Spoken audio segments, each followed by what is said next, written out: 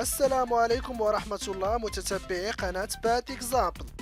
مرحبا بكم في هذا الفيديو الجديد. يتجه المغرب إلى اعتماد مشروع قانون متعلق بقطاع الغاز الطبيعي، ويضع ضمن أهدافه الرئيسية إيجاد مصادر بديلة عن الغاز المستورد من الجزائر عبر أنبوب المغرب الأوروبي.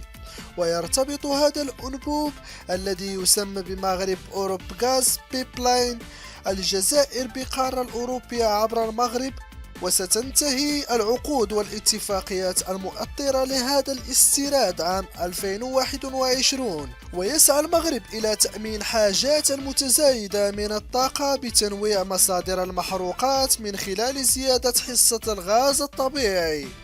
وجدير بالذكر أن عددا من الشركات التنقيب العالمية تجري حاليا عمليات تنقيب وبحث عن الغاز الطبيعي في كل من وجدة وقنيطرة، وقد بيّنت النتائج الأولية وجود احتياطي مهم من هذه المادة الأساسية.